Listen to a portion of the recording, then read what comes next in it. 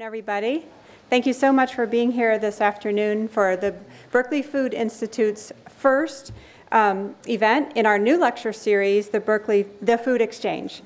The Berkeley Food Institute is a new partnership between the College of Natural Resources and the Schools of Public Policy, Law, Journalism, and Public Health. And we're really delighted that you can be here today. So our goal through this forum is to create a new cross-disciplinary exchange that will allow us to discuss issues that are highly relevant for transitioning to a more diverse, just, resilient, and healthy food system. And we view what's going to happen in the panel today as incredibly important, but equally important is what's hopefully will happen after the panel. So we urge you to stay for the reception, which will start in about an hour from now, about 4:15. So that you can follow up with the panelists, discuss among yourself, continue the discussion that we're starting in the panel today. And it's for this reason that we've kept the panel discussion to just an hour, so we have time also to mingle and carry forward these ideas.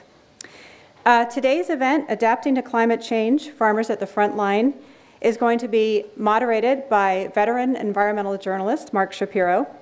And I just want to give you a note about the format of today's event before I introduce Mark. You should have picked up note cards. If you didn't get any note cards, you can always raise your hand and ask for some note cards right now. Just raise your hand if you need them. But those are for you to write your questions down. You can do that during the discussion. And in about half an hour into the discussion, Mark will announce that you should start passing your note cards to the aisle. And we have a couple of people who will be picking up those note cards. So then after that, we'll have about 20 minutes at the end of the hour for Mark to read out these questions and get the panelists' response to your questions. So we're very fortunate today to have engaged Mark Shapiro as our moderator. Mark is a former senior correspondent with the Center for Investigative Reporting. Over the past several years, he focused on the environmental and economic impacts of efforts to limit the emissions of greenhouse gases. His work is published in Harper's, The Atlantic, Yale 360, Mother Jones, The Nation, and others. In 2012, Shapiro embarked on a series of stories exploring the impacts of climate change on California agriculture, which led to Heat and Harvest, a documentary for KQED.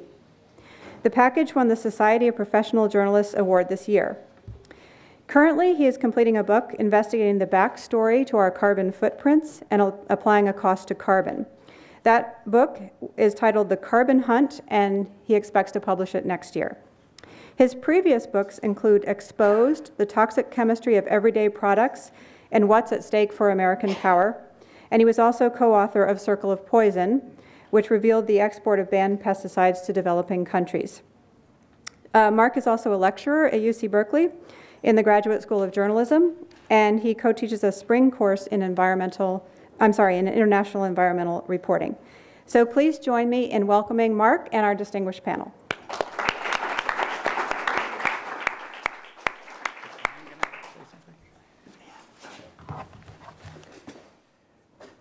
Thank you.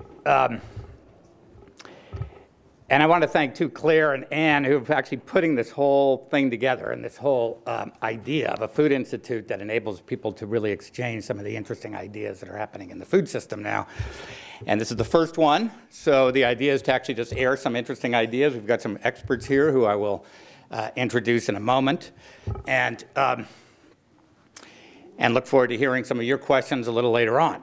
And there's a whole series, as you know, and if you like this one, hopefully you'll come to future ones in the future. I want to set the scene here for just a moment as to what it is we're talking about. And actually, the news came from, the latest news comes from atop a Hawaiian volcano in Mauna Loa. Here is the oldest station for registering the emissions of carbon dioxide into the atmosphere and the levels of carbon dioxide in the atmosphere. As of September 8th, just 2 weeks ago, when school was just about starting here, that measuring device measured 393 parts per million of CO2 in the atmosphere. Some months before, back in May, scientists around the world were absolutely startled when the number actually exceeded 400 parts per million. So obviously there's a little bit of oscillation, but we are talking about a point where we've reached 400 parts per million of carbon dioxide in the atmosphere. So what that tells us, if we didn't know already, was how far advanced climate change already is.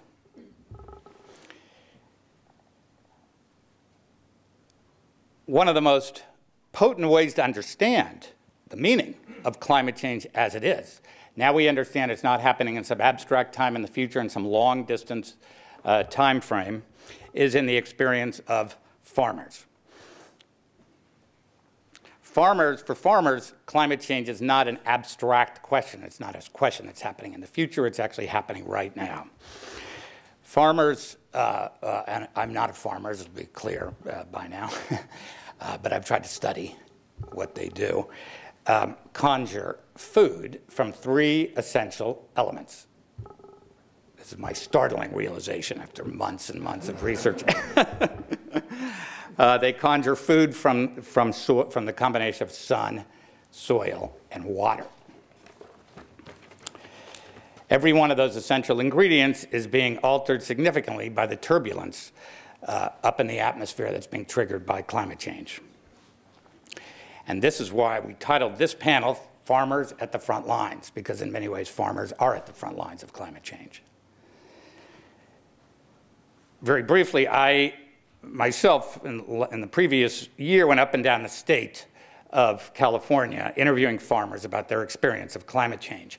And what was interesting in the Central Valley particularly, the center of large California agriculture, was most farmers do not like the word climate change. In fact, they'll go through all sorts of convolutions to avoid using the word climate change.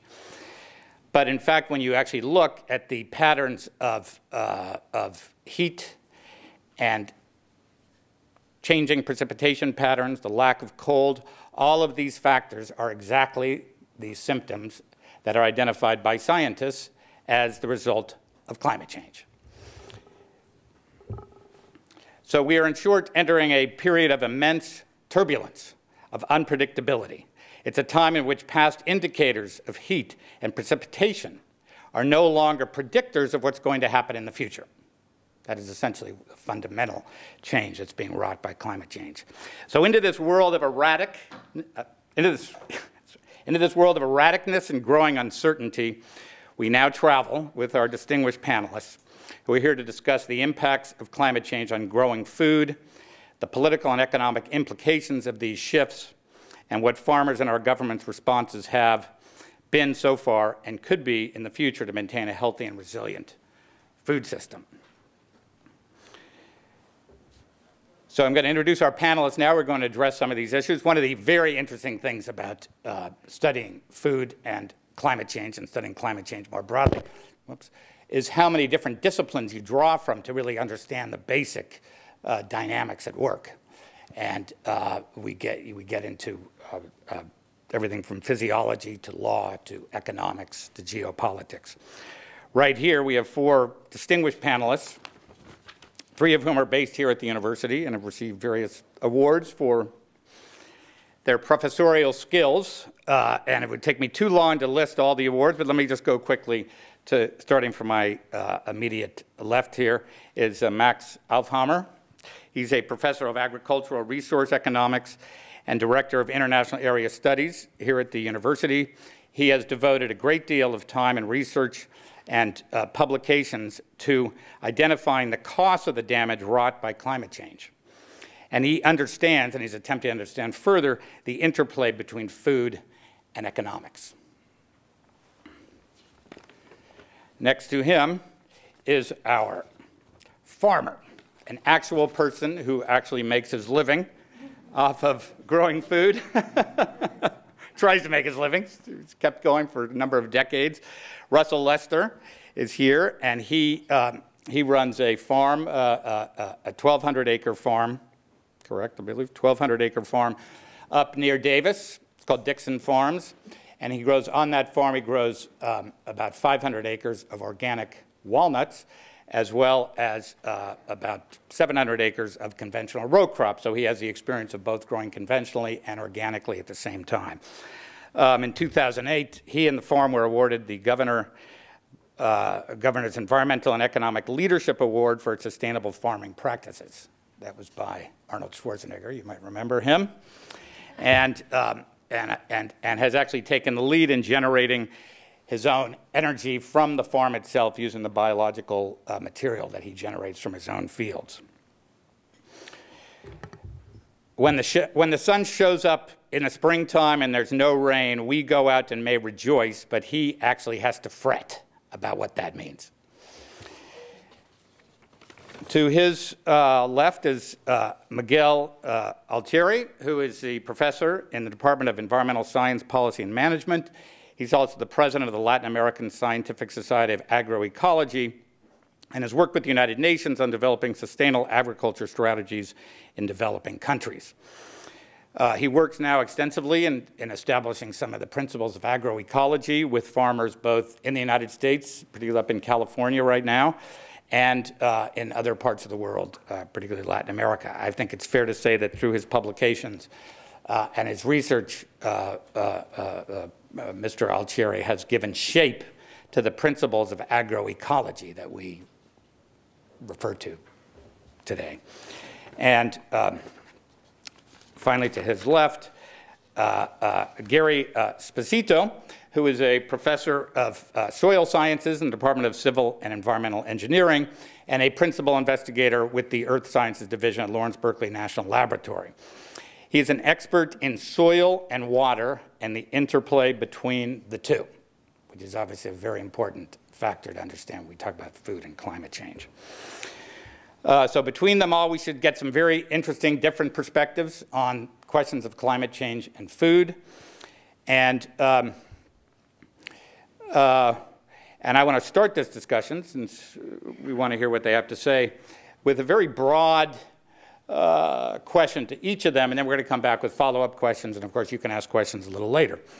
But the opening question I would like to ask is, what, for each of you in your various disciplines and your various experiences, is the primary impact of climate change on farms and agriculture today? That's broad enough to give you a lot of room to move. Max. I start? All right. We start with the German economist, so we'll work our way up from there. So there's this general idea that economists think that every individual is rational, makes forward-looking decisions. All firms are out there to maximize profits, and in a world of perfect information, markets clear and we maximize welfare. If you ever land on that planet in your spaceship, send me a ticket. So what most of us actually do on a day-to-day basis is we study deviations from that perfect version of the world, which we call market failures. Market failures come in all shapes and sizes, externalities, public goods. You know, if farmer A uses a certain type of pesticide which wipes out the bees of farmer B, how do we get these two farmers to cooperate in order to maximize their overall productivity? Things of that nature. So I just want to say that up front, while economists don't have a very good name right now, some of us work on these issues that are fairly interesting, I would argue.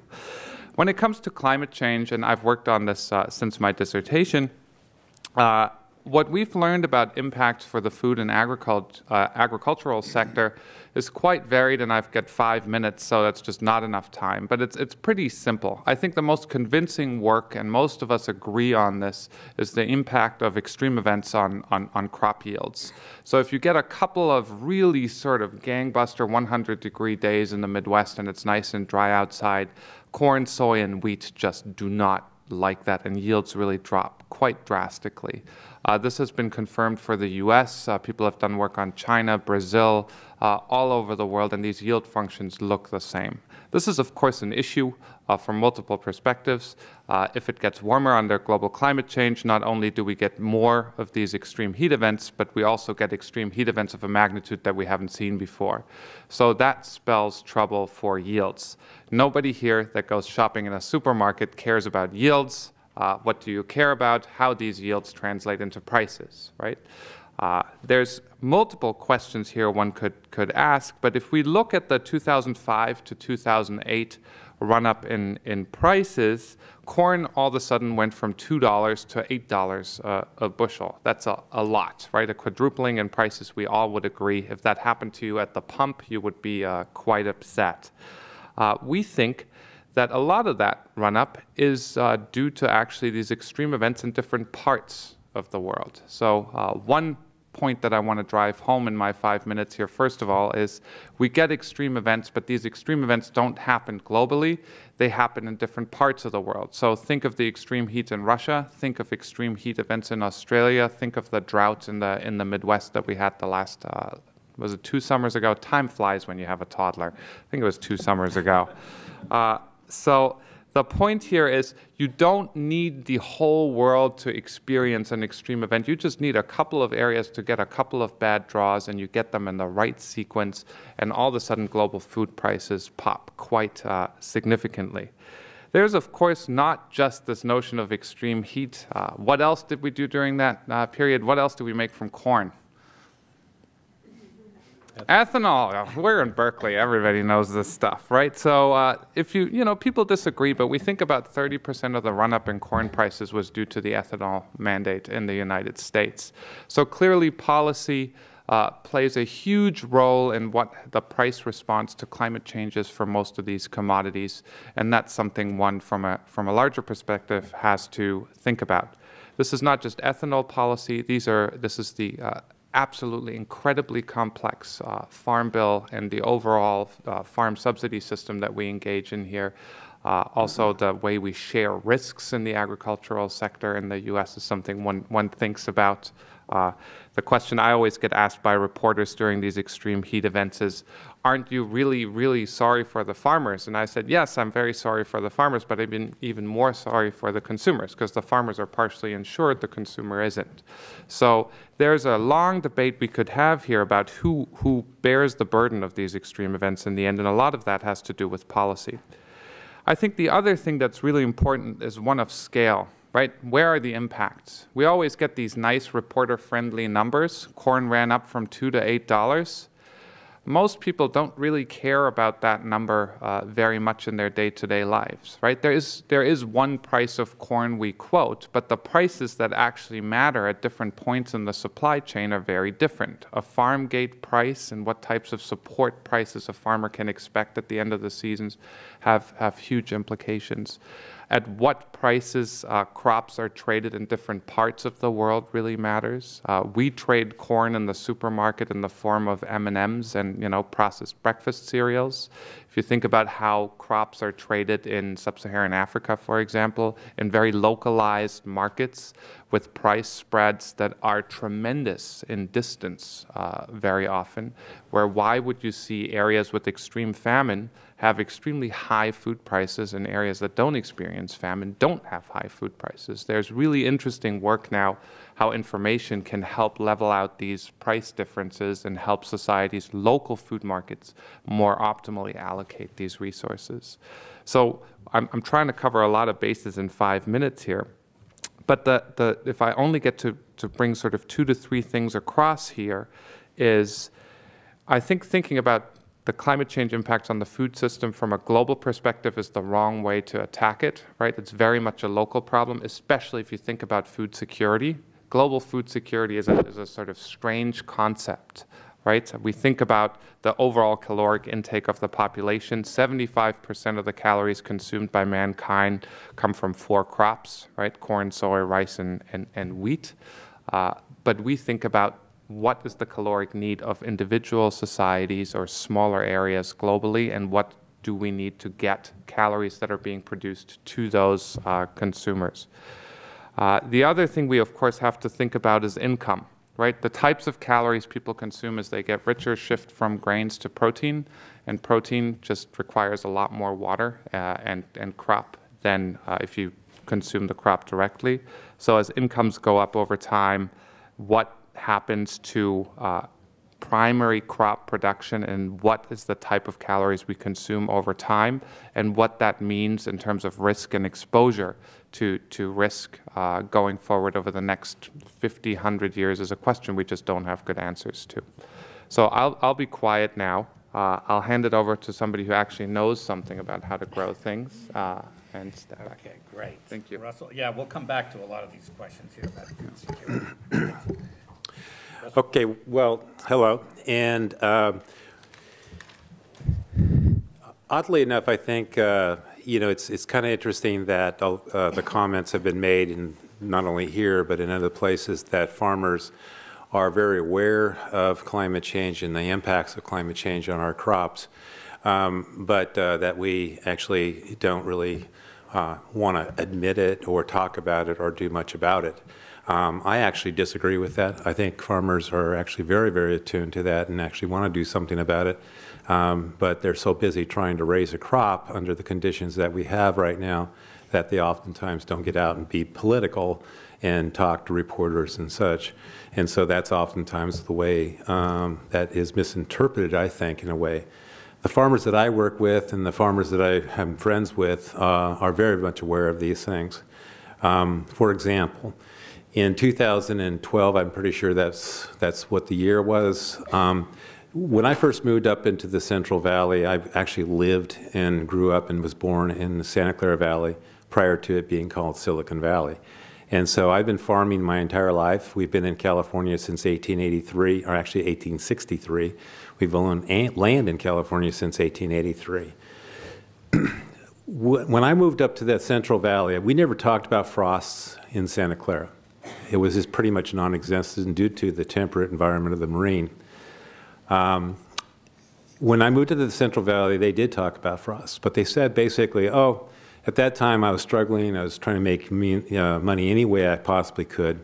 You don't have to worry about frosts after, you know, tax day, April 15th. Well, last year, we actually had a frost that took out tremendous amounts of crops about the 23rd of April. First time ever in recorded history in the Central Valley in our area. We have a temperate influence, the Delta, that is fairly nearby, and that helps us avoid those kind of frost incidents. However, we did have it. How does this relate? Literally hundreds of tomatoes that were transplanted recently died overnight. We had trees, both almonds and walnuts and other trees that were out in leaf at that time. All the leaves were fried off and some of the actual fruit was burned off. Did you hear about this? Probably not, because the media doesn't cover those kinds of little incidents. They talk more in terms of averages, long-term effects. And how, you know, we can talk about the economic impact of corn or wheat and how that has gone up in the last year or two. But the bottom line, what it boils down to is it's supply and demand. And the reason why it went up so high so fast was because the supply was so severely impaired. And the same thing could very easily, or is actually happening, in all kinds of other crops as well. And the reason I think this is important is because California is the home of 350 some odd crops, probably more, that are critically important to our food security in our nation. Of those crops, many of them, it's something like 98% of all the almonds grown in the United States are grown in the Central Valley. Something like 98% of all the walnuts grown in the Central Valley too. Of the worldwide crop, something like 60% of all the almonds in the world are grown in California. And something like 55% or so of all the walnuts are grown in California. What does this mean? If we have a crop failure, it means that you guys aren't going to have walnuts and almonds, period. It's not an economic situation. You're going to pay $50 a pound for some of these things, but you're not going to get it. And so how does this mean, how does this happen? Give you another example of why we think climate change is happening to us. Our walnuts and actually most pollinated tree crops have to have relatively cool springtime temperatures to get pollination to occur. If we don't get pollination, we don't get fertilization. If we don't get fertilization, we don't have a crop. The same thing happens with summer crops like tomatoes and beans and things of that sort too. If the temperature is too high during their bloom cycle, you won't get a crop, or you get a severe reduction in crop. So again, personal example, this year, during peak bloom, we had 92, 93 degree temperature. Sounds ideal. Sounds California, right? Chamber of Commerce weather. Not. 85 plus, we start having pollination failure. Okay? And that's not just for walnuts, that's any pollinated crop, and most crops are pollinated somehow. So it is a critically important thing. And so, for example, one of my growers suffered a 50% crop loss this year due to that one incident alone. And is this a level of loss that has been common in the farm community? It would be interesting to actually, and maybe all the other panelists too can address the question of how these are conditions, or if they are. In other words, farmers always deal with changes in the weather, obviously. So the question is really, in your experience and the other panelists, the possible contribution of climate change to these changing conditions. I mean, are they coming at you in different patterns, things happening at different times? I mean, well, fortunately in California, we have like walnuts, for example, that are spread up and down the state, and so we have some diversity in climate, microclimates. And so this particular grower was in a bad spot, you know, basically. But you can't pick up your trees and move them. That's just not something you can do. And so this is something that is, we farm the averages. We farm what's the norm historically for our areas. Not only that, we farm the soils and the waters. And then getting into rainfall, we all know what happened to the rainfall this year. We basically had none after the first of the year. This is a critically important issue for us, not only because it's our economic livelihood, but it's also because we do actually enjoy feeding you all. And we want to continue to do that in a way that is reasonable, but we're not going to be able to do that due to some of these really climate extremes that we are seeing, whether it's hot or cold or dry or wet. I happen to be driving through the part of Colorado that is now flooded, and I was actually driving through that about the first of the month. They were complaining about the dust that was blowing all over the place and the fact that they weren't able to irrigate their crops, and that they hadn't had any water, they weren't going to have any water for the following year or two. Well, now, they're totally underwater. So talk about those extremes. And how do you farm extremes where one week you are literally kicking the dust around, and the next week you're trying to save your house from being flooded away? We have apocalypse. Yeah, so that's the issues. Yeah. I just want to keep, let's I think it's a pretty vivid portrait of what it feels like, and on a farm. And now, Miguel, and if you'd like to address how, you know, I wanted to, first of all, say that we shouldn't be surprised that we're seeing the losses that we're seeing in the agricultural systems that dominate the world, because of the 1.5 billion hectares of agriculture in the world, 80% of them are huge monocultures that are highly susceptible and vulnerable not only to climate change, but to insect pest and disease epidemics. Actually, in 1970, there was a major report by the National Academy of Science that warned about the genetic homogeneity of farming systems, especially in the United States. On the one side, the loss of genetic diversity in most crops is about 80% of the varieties have been lost in the last 100 years of all the different crops, from asparagus to turnips, squash, etc., and pears, maize, soybean. And then what caught the attention of the scientists was the losses of $1 billion in 1970 when a disease affected maize, losing more than 14 million tons, which it was equivalent to 18.5 trillion calories that were lost by these epidemics because of the genetic homogeneity of the system.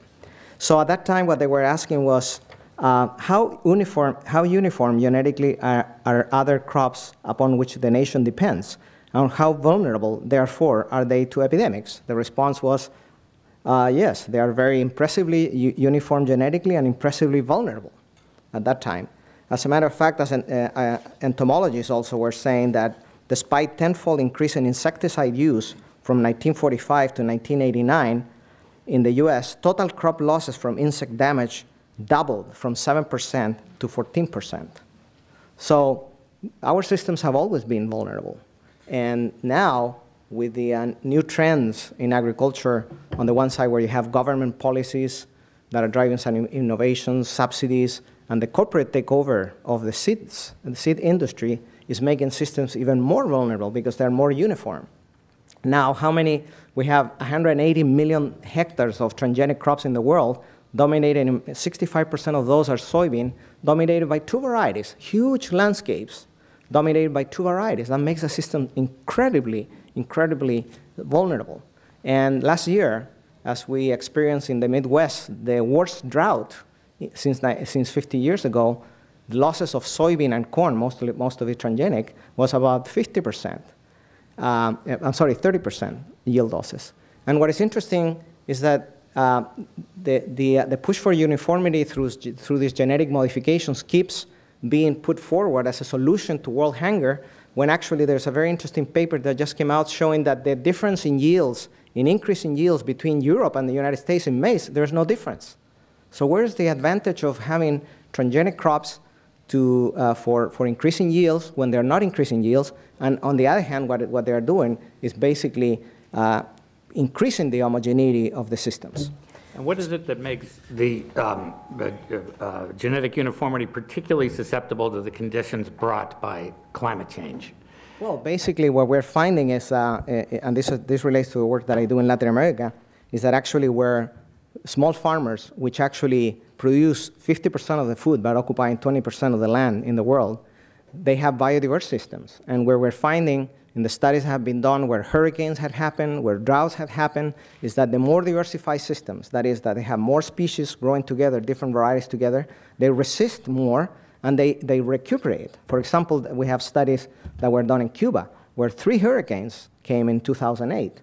And those systems that were more diverse were the ones that resisted and recovered yields faster. And on the other hand, the systems that have more organic matter, and there's a very interesting study done by Rodale here in the United States comparing organic versus conventional maize, and they found that in the years of drought, the organic systems yield more because of the water holding capacity that is increased by organic matter addition. So what the lessons are from both traditional farming systems in the third world as well as organic farming systems in this country is that we need to enhance plant diversity and complexity in farming systems as a way to increase the resilience, and at the same time that needs to be accompanied by management of the soil, which I hope my colleague here will talk more. Thank you. Great, thank you. Gary Esposito? Well, I was very glad to hear the comment about the California being an agricultural powerhouse, because it's certainly true. I'm very fond of thinking about that. My family was in agriculture for many years in California, and then later farming in Arizona. I think it's about a dozen commodities that California is the producer of, essentially 100%. I mean, phrases like California raisins or redundancy. They're raisins, they're from California. That's it. So what you were saying about the risk and the danger that lies is really significant. Put another way, go into a supermarket anywhere in the United States of America, go in the produce section, look for anything you want there, fruit, nut, vegetable, pick one up, ask the question, what's the chance it came from California? Answer 50%. 1/2 of all the fruits, nuts, and vegetables in this country come from California. So there's a lot at stake here. I mean, this is not entirely an academic exercise that we're talking about. So that's a point I think that should be understood here. The context in which we're thinking about these things is not one which would be true if California were a different kind of agricultural place. And I think it's an amazing place myself. And California representative of the world, or do we have can we learn something from California in terms of how the world is dealing with other agricultural areas? California is representative of one of the 5 Mediterranean systems in this world, and they are extraordinary. They have about 2% of the world land area and 16% of the biodiversity in plants and so forth. So, no, it's unique here. This is a special place, and I guess exceptionalism is kind of out of date nowadays, but actually it's a good point here. Now, another thing I want to mention is, in a way of clarification, is when people speak about climate change, I think what they're talking about actually is what I would call secular change. It means things like there's good evidence. California's most recent report on climate indicators came out last month. there's good evidence that the average air temperature in California has been increasing pretty steadily over the last 50 years. So has the average minimum temperature, the nighttime minimum temperature, been increasing over the last 50 years substantially, more so even than the max. Those seem to be, those are secular trends taking place over time. Now that's to be distinguished very carefully from climate variability. Climate variability is another matter entirely. And what I would submit is that farmers not only think about the secular change, they notice that just like everybody else who thinks about it, and they're very observant people. You know, I mean, my father raised tree crops like you do, except they were citrus. And he would go, he knew those trees like he knew kids. I mean, it was extraordinary. They're very observant. So that part for sure. But the other point is that farmers have been dealing with climate variability ever since day one. I mean, these extreme events have been coming ever since there have been farmers. And I want to give you a case in point because it's kind of interesting. Last year, we had a big drought in the Midwest, May through July. In fact, it was just about as bad as any drought recorded since record keeping in 1895. 15–20% reduction in corn yields or soybean yields and so forth, very severe. This month, in Geophysical Research Letters, the first full analysis of that event was published. And what they concluded from it was that this event, in fact, was a result of natural variability in the atmosphere. And it did not require climate forcing in order to occur. That might have played a role, but it could not be detected anywhere. So it's what they call atmospheric noise, that turbulence that was referred to easily. Now, that's an example of climate variability. But the point is, its impact on agriculture is there, regardless of whether you say it came from climate forcing or whether it's part of natural variability. It's still there, and it's got to be dealt with.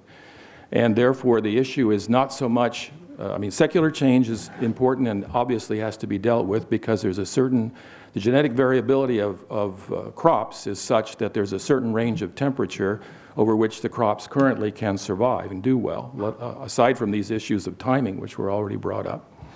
So that's real. But also there's this variability issue which farmers have had to deal with since time immemorial. And the one in the Midwest is an example of that. And the damage it causes there, regardless of whether you think it came from climate forcing. It's real and alive, and it had a big effect. The loss, by the way, in crop yield is about the same as predicted for those same crops about mid-century from the secular change in climate, which is sort of interesting to contemplate as well.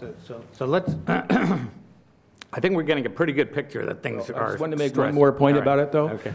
So the people who did this study pointed out that what was wrong here was that the farmers had no warning of this. And so what they said was that we have right now a rather, and this is why it relates to the comment we heard earlier, right now we have a very poor ability to predict climate variability like that. Our ability to predict that is not good. And they said that's where we need to focus our studies much more so that we can predict those things and give people a heads up. Likewise in Colorado, of course, too.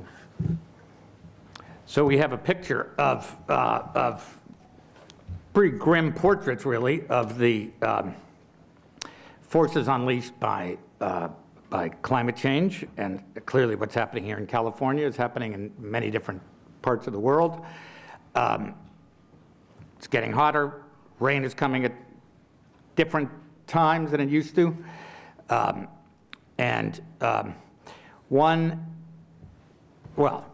This raises some fundamental questions. And to start, I would say, and this can be both on a policy level and on a farming level, but let's say you're going to go into the Central Valley other than Russell Lester's farm, or to the mass farms in Spain or Argentina or Brazil, where they grow massive amounts of soy for the world. Number one, what are you going to tell either the farmers themselves or the governments how to adapt and deal with this onrushing circumstance? And we are going to take the two words "go organic" off the table. So you cannot tell them to go organic. So let's say you cannot tell them to go organic. What are you going to tell them? And if you want to start, Max? Let's start on the other side and go that way. So let's start and give us a portrait of how a farmer deals with the situation without going organic. You can't tell them to do that. So what do you tell them to do? The big mass, we're talking here about the mass farmers, the people who grow thousands and thousands and thousands of acres of critical commodities for us and for the world. What do you tell them? Can I? Yeah, Miguel, you want to take that to start it off? Why don't you kick us off? Were you speaking to me? Yeah. You were? Oh, sorry. Yeah, but then I want Miguel. Yeah, you can. I'm sorry. I would rather follow Miguel, actually. Fine. I'm much happier doing that. What do you say? Well, as a matter of fact, let's get something straight here. Food is being grown by small farmers. 70% of the world food is produced by small farmers. And if you go to Latin America, you don't need to tell anything to small farmers because farmers are already organized and they're promoting agroecology. But Miguel, let me... And the government of Brazil, which you mentioned, just approved a national law of agroecology. Okay, so I don't need to tell them anything. They're already doing it. What we need to do is follow their example. What are they doing, and how does this law apply to the massive farms in Brazil? Those guys, the soybean people have a different ministry, actually, of agriculture, and they will have to deal with the consequences of large-scale monocultures. And if they don't change their course, climate change or climate variability, however you want to put it, is going to put a stop on their systems. Those are going to be the barriers, natural barriers. Okay, so they need to become more diverse, conventional, but diverse. Well, there are examples, actually. I know farms. I know a 3,000-hectare farm in Argentina, which is agroecological, has a lot of diversity. I also visited one near Sao Paulo, 1,600 hectares of citrus in agroforestry systems with integrated animals. So there are large-scale farmers that are doing this. And those guys are going to be way ahead of the others that are going to keep on monocultures that are going to be wiped out by this variability, as they have no defense against that because of their homogeneity. Well, that would be interesting if you put the big farmers who are going more diverse against. I'm not saying no organic just to play games. Obviously, I think that's actually a worthwhile strategy, but. But in the big picture, you're talking about massive amounts, massive quantities, and I think that's what I want to address is the kind of farming system as it exists right now. You want to follow that up, and then I'd like to hear from you. Yeah, actually. Oh, is this gone? Yeah, it's on. I should have a little footnote here. I see Dennis Baldacci, and he's one of the people, by the way, who's supplied a lot of the important data on the secular change of climate in California, especially with regard to low temperatures. And I just want to advertise that ESPM's actively got a lot of people working on these issues. He knows a lot about fog. But you're not in ESPM. Yeah, I know. I heard I wasn't in ESPM. At any rate, what I want to say isn't exactly that. What I want to speak to about all of this, and Miguel is dealing with what I would call the above-ground ecosystem, and very, very well. I like to think about the below-ground ecosystem, and therefore soil health. And I think this is a very, very important part of the response and the resilience that Miguel is talking about. It's not only polyculture in the plants you grow, which is very important, but also it has to do with polyculture, if you will, in the below-ground ecosystem. And I'll put it in terms of soil health. Now, there are two determinants of human health, aside from substance abuse and accidents. Throw those out. What are they? Straightforward, genetics and diet, that's it. It's what you got from your parents plus the way you take care of yourself and your food. And now we know that that's also convoluted through what's called the human microbiome, those microorganisms that live within us and outside of us, especially within us, that keep us healthy, provide a big chunk of our calories, give us vitamins, and in general process a lot of the food that we eat, etc. The soil is exactly the same, diet and genetics. That's what keeps soils healthy as well. The genetics refers to what's inherited from what's called parent material, the material out of which the soil formed.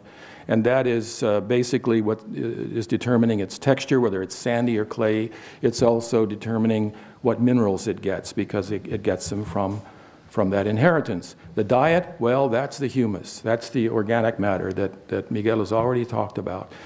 And that diet is modulated in the same way as for humans by the soil microbiome, which are the microorganisms living in the soil, especially those very close to the roots. And therefore, that's really what we are talking about when you're talking about below ground management, is managing soil health in such a way, just as our own health. I mean, after all, I mean, one of the dumbest things people can do from the point of view of the human microbiome is eat processed food. Why? Because it's sterilized, and they don't therefore get the microorganisms which aren't resident in the gut. They go through most of them. Therefore, they don't get them because they eat that kind of food instead of real food in the mycopollen sense. So the point is that it's the same story for the soil. It needs real food in there. It needs a diet which is diverse and varied, and there are lots of different ways to do that. But the important thing to understand here is it's called, what it's called technically is plant-soil feedback. It's the plants are obviously growing in the soil. They get a benefit of the soil which was already described at the very beginning. And they then feed back on the soil through what's called the rhizosphere, the area right around the roots. The roots exude zillions of compounds, which are extremely important in feeding the microorganisms. And it's well known now through a number of studies that the roots, in fact, and those exudates are guiding the microorganisms. And those microorganisms do the same thing for the plant, for plant health, as they do for us for human health. They ward off pathogens, they provide nutrients, and all the rest of it. So that's got to be managed also. And that gets managed first and foremost by putting organic matter in, keeping that in the soil. And it doesn't have to do with being organic. That's another issue which is useful to talk about. But it has to do with basic soil health. It's like asking whether you need to take vitamins. I mean, your basic health comes from diet. Vitamins are helpful, but that's not the story. The story really is, what do you eat and what did you get from your parents? So in California, we have kind of good soils, I would say. They're not great soils, they're good soils. I mean, to my mind, the Midwest has the great soils, the molly soils, the alfie soils, which are really the great breadbasket soils of the world. So what? The fact is that this is a great producing state, and that's because of the diet. And I think that's the thing we have to think about in terms of building the resilience. What Miguel said also is right. It's now known that the microorganisms plus the compounds that are in there, in the humus, are actually providing different water relationships for the root from what exists in the soil as a whole.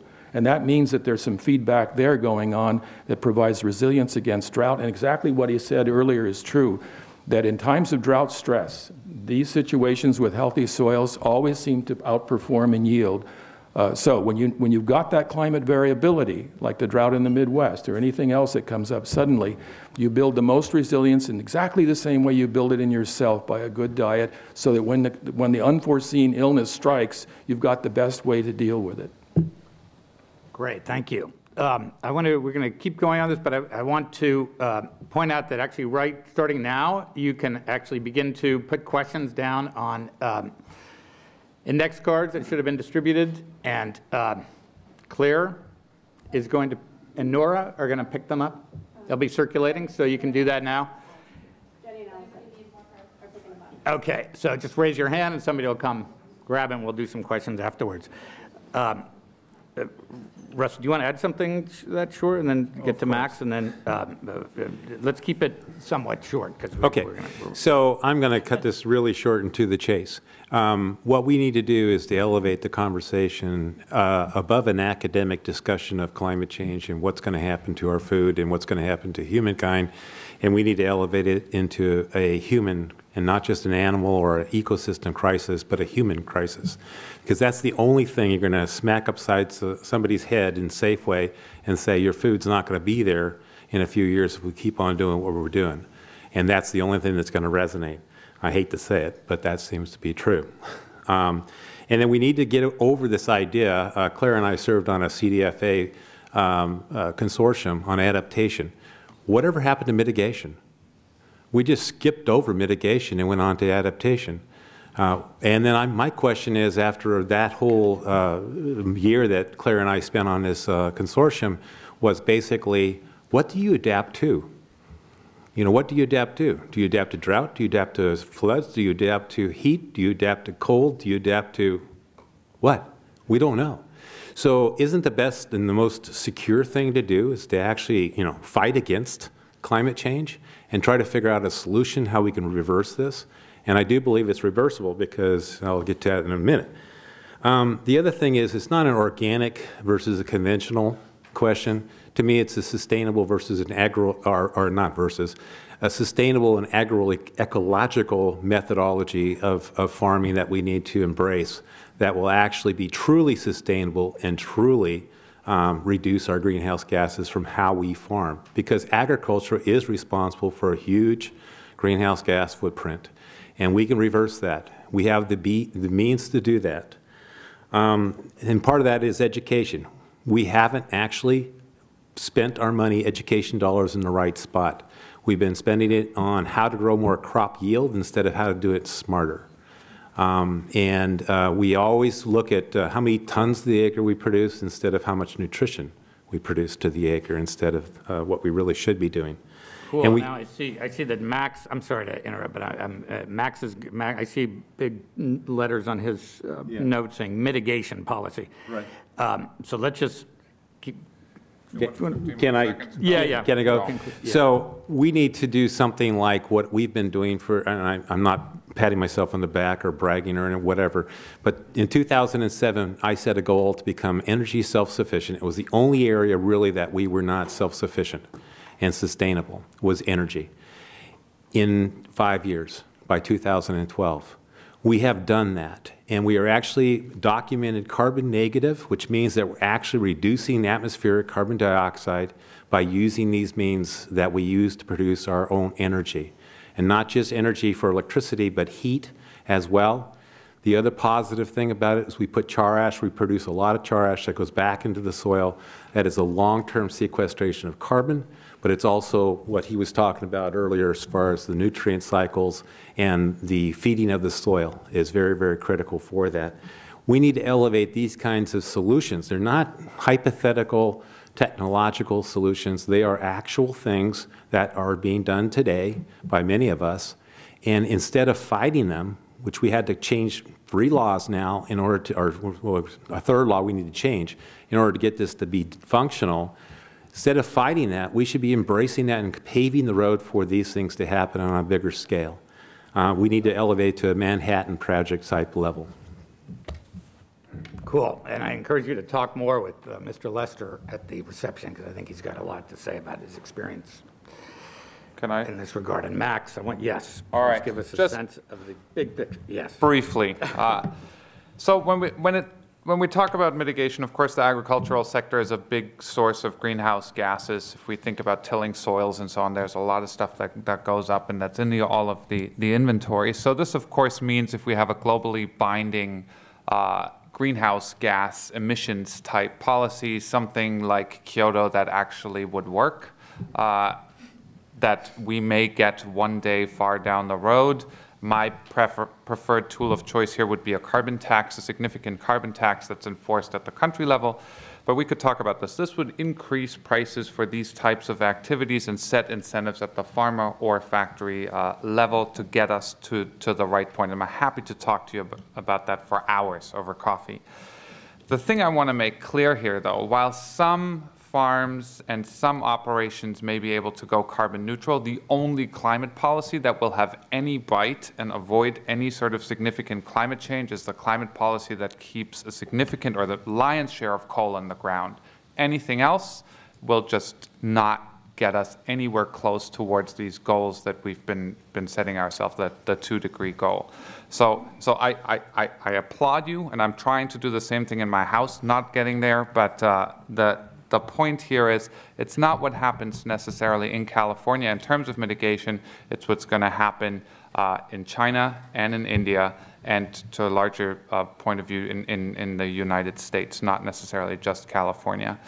The other point I wanted to make briefly here is adaptation in agriculture. I really liked what Miguel was saying. You know, if you think about risk, as you invest in different assets, as noise in markets goes up, you diversify. I'm not a finance guy, but this is a sort of a no-brainer. We teach this in undergraduate Econ Day 2, I think.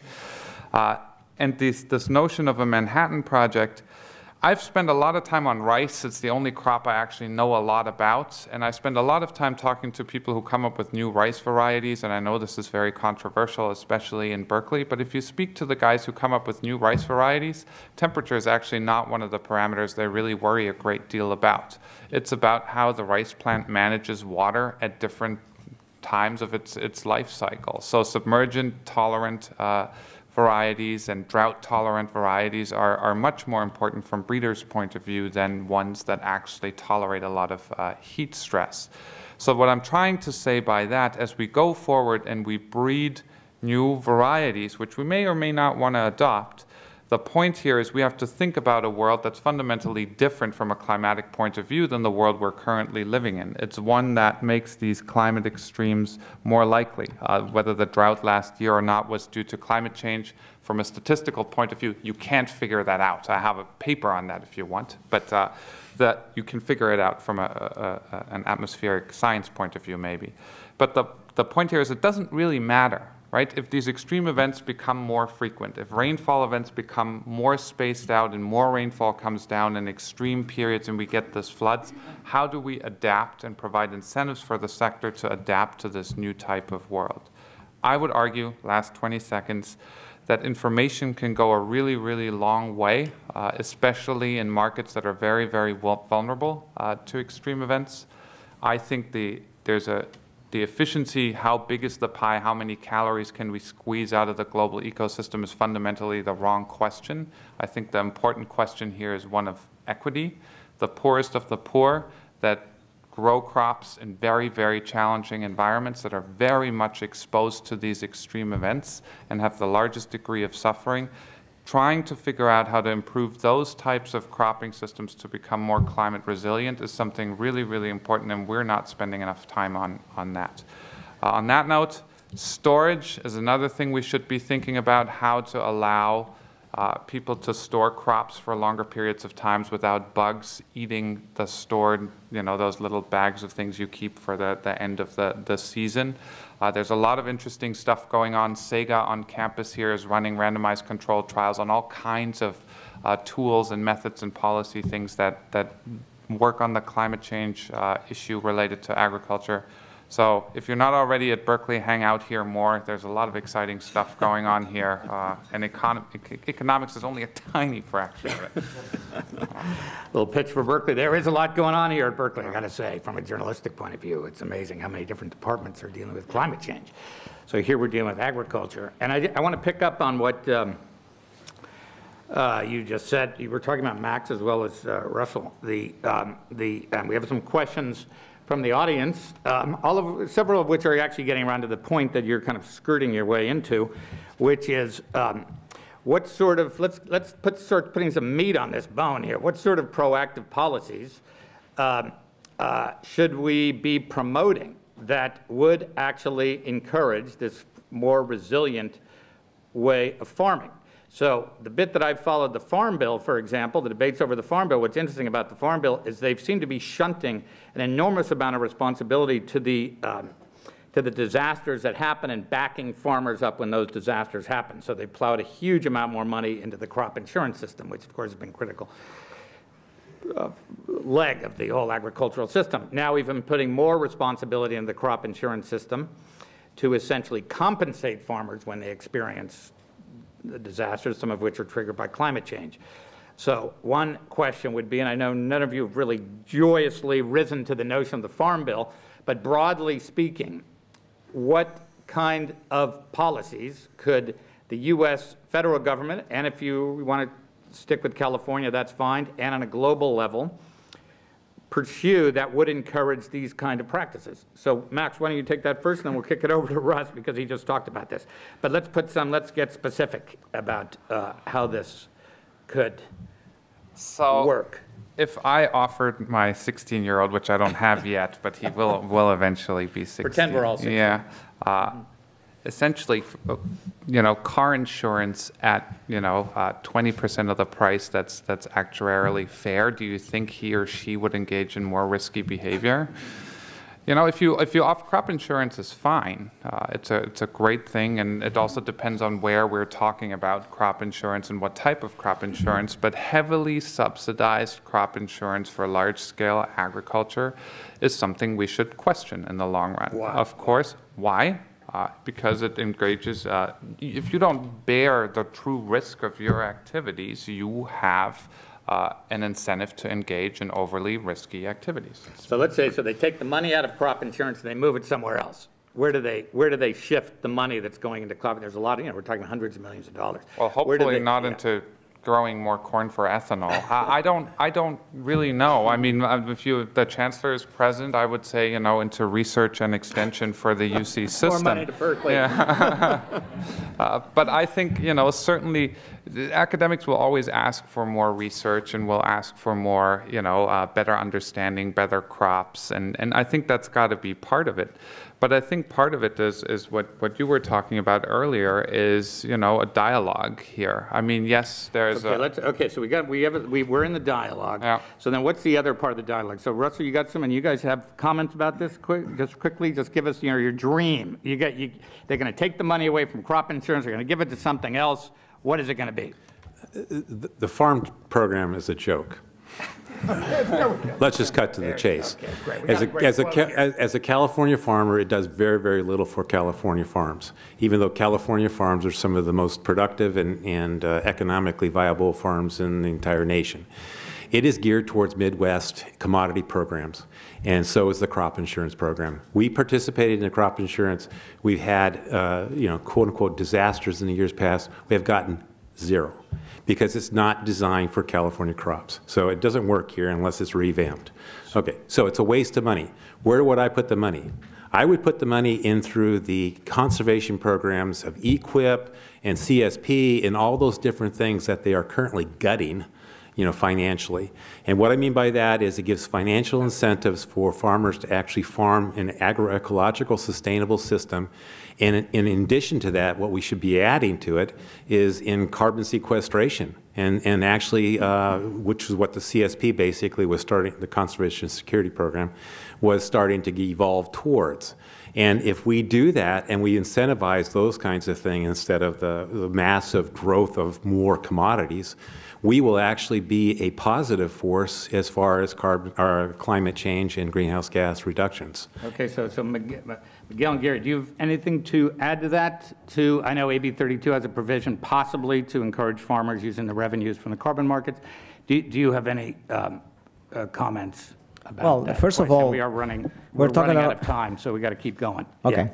So we're talking about farmers, and it turns out that in this country we have less farmers we have more prisoners than farmers. Less than 2% of the population is farming. The average age of a farmer is 64 years. Well, we're prisoners. What I would do is land reform. We need to put more farmers in prison. I'm kidding. No, I'm kidding. 60% of the subsidies go to 10% of the largest farmers in the country, which are the most vulnerable to disaster. So what we need to do is land reform. Give land to the people. I mean, the American Young Farmers Association says that the main problem they have is access to land in order to farm.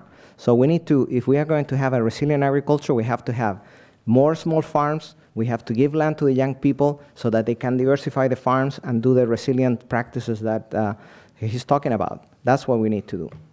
All right, let me throw this also to Gary too, and add this to your mix. And I know this is going to create some agitation, which I will encourage us to pick up at the reception, because I'm going to add an element to this, which is essentially whether there's potential for synthetic. I mean, I watched down in Modesto. I went to the biggest commercial nursery in the West, and I saw technicians working on new plant varieties that were resistant to salt and resistant to heat, or they were aspiring to be resistant to salt and heat in very laboratory conditions, trying to develop new seed varieties. So one question which I would put on top of this previous question to Gary and others quickly, because we're running out of time, is there a potential for synthetic biology to contribute to these solutions we're talking about? Well, I'm going to respond to the chain that's been coming down first. I would say, and it's in keeping with the what I heard on to my right, actually, incentivize keeping soils healthy. If you do that, you're going to incentivize a lot of these measures. It's certainly going to increase it. And keep in mind that the amount of carbon in the atmosphere is about 1/4 what it is in soils. So that means that if you can put 10% more carbon in soils, you are taking 40% out of the atmosphere. So I say incentivize keeping soils healthy, and that'll fit with what these guys have been saying as well. Great. So I think we have 5 more minutes. Okay, cool. Which brings us to, well, what? Yeah? All right, okay. I guess this is a two-part question, which is really, I guess since we are in Berkeley, we're in California. We have a couple of questions around this notion of how can local governments support farmers in adapting to climate change, and how do you, meaning farmers, consumers, operate within a deeply global economy when what's needed is local policy solutions? How do you negotiate between global trade and supply and local needs and sustainability? Boy, that's a small question that I'm sure you guys just tuck in your pocket. I mean, I think you've just been addressing some of those issues. I mean, are we talking about changing the growing of the types of food that are going to be grown? Now, you talked about the concentration of wheat growing in Russia, for example, and when there's a price spike in Russian wheat, the whole world feels, or certainly the Middle East feels it, because they import wheat from Russia. I mean, this really gets us to the central question of food security, and the interplay between food security on a global level and on a local level. Boy.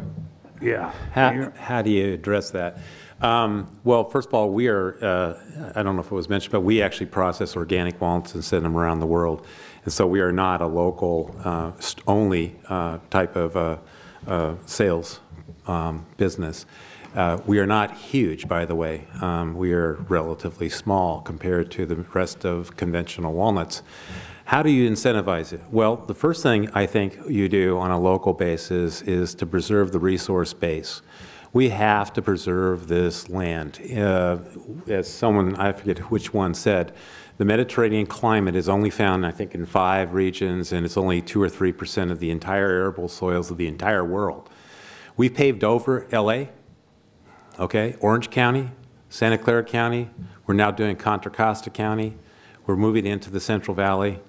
How stupid is this? How stupid is this? I can't cut it any clearer than that. This is the dumbest policy we've ever instituted to pave over some of the most productive lands in the world and in the most productive climates in the world that has also usually a pretty good water supply. So the first thing we need to do is have local policies that preserve this agricultural base, and because that is the resource we use to grow your food. The same thing is true for water and other resources too. How do we keep it local versus international? You know, it is an international market now, and I don't think you're going to reverse that overnight. It's not something that you're going to change. However, you know, we certainly need to make sure that we keep our food miles down, but that's not the biggest source of greenhouse gases. As he was saying earlier, the biggest source of greenhouse gases are things like coal, and actually tillage of the soil, as we talked about before. Those are the biggest sources of greenhouse gases. The other is cars. And so those are the things that we should be doing locally. I mean, I believe in a local solution to a global crisis, and then working globally, because we can't expect somebody else to do the work for us. We have to do it first and show the way. If we're truly leaders, that's what we have to do. And that's why I said on the project back in 2007 to say, this is ridiculous to wait 40 years to become, you know, renewable energy sufficient. We can do this quicker. And I think we have that responsibility to do that.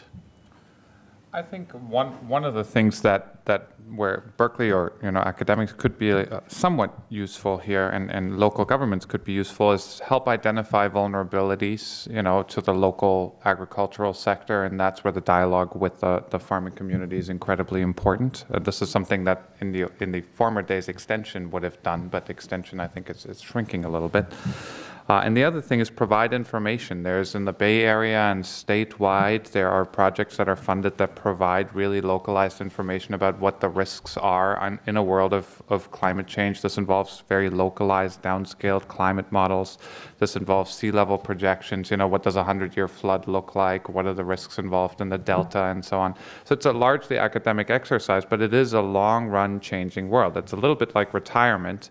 It's coming your way, right? You're not going to sit there and not do anything about it. You should prepare for it and think about what the most likely scenarios are and then act appropriately. And I think we're here trying to help provide some of this information, but there's a lot of work to be done.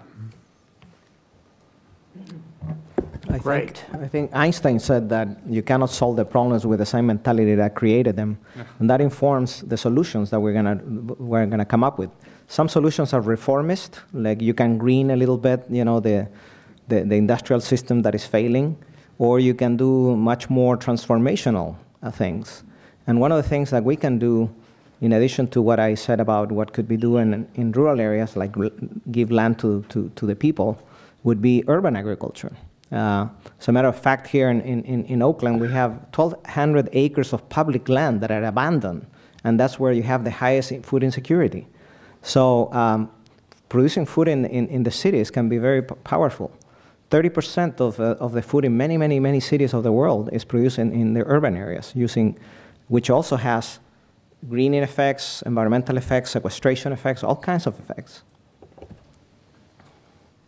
I would add, I wanted to share one little quick story, because actually it occurred to me on a very small scale. I interviewed a farmer who farms cantaloupes near Los Banos, and he has a conventional farm, like 2,000 acres of cantaloupes. But the price of water was getting more and more expensive because, they're only getting 50% of their allocation in Los Banos. And so he's had to fallow about half of his ranch. And then this idea hit him, because that he could actually fallow land for 3 years, get organic certification, which he went about doing, and because he got a premium on the organic cantaloupes, he could afford to buy the private water that he needed to get out of the state and federal-run system. And he now, and I just ran into some of his cantaloupes at Berkeley Bowl, and they're organic cantaloupes. And it was an interesting, actually, way of approaching a situation that's very real for farmers, which is their water use. Anyway, this has been very interesting. Obviously, we got a lot of topics here to deal with, both the kind of situation of climate change and food and some of the solutions. I hope you can stay with us here. We're going to have a little receptions, a little bit of wine, some food, and you hopefully can continue this conversation outside. Here's Ann Thrupp, Director of the Food Institute.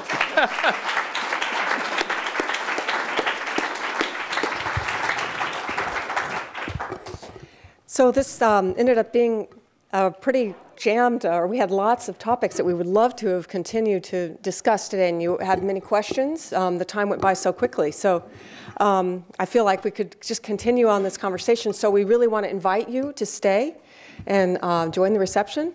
As Mark Shapiro said, my name is Ann Thrupp, and I'm the new Executive Director of the Berkeley Food Institute. And we're really delighted to have this panel. I want to thank, again, all of the panelists. I also want to invite you to come to our future events. We have another one of these food exchange dialogues and forums, and that it'll be on, the next one will be on Monday, October 28th. And the topic of that panel will be the right to food, reshaping policies for development and public health.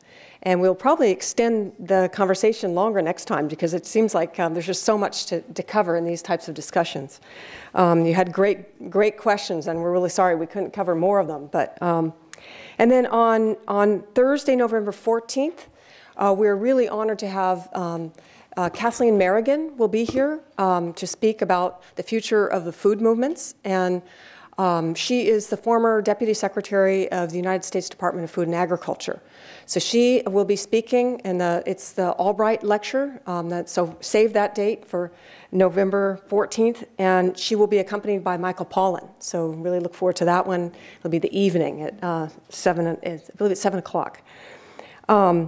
Also, I wanted to point out that we actually have a representative of the community here today, and this is a spontaneous introduction, but Renata Brillinger is from CalCan, and they're a nonprofit organization that is really linking farmers to agriculture. CalCan is the Climate and Agriculture Network, and they're really working a lot with scientists and universities as well as farmers to address critical policy issues related to climate change. So Renata's here, and she's brought some handouts as well. So I would encourage you to introduce. Renata, you want to stand up? So anyway, we're really part of Berkeley's Food Institute is really trying to link with community members as well as farmers and policymakers. So we're really looking forward to having your participation in future events, and please feel free to carry on the conversations out in the courtyard here. And thank you again for coming.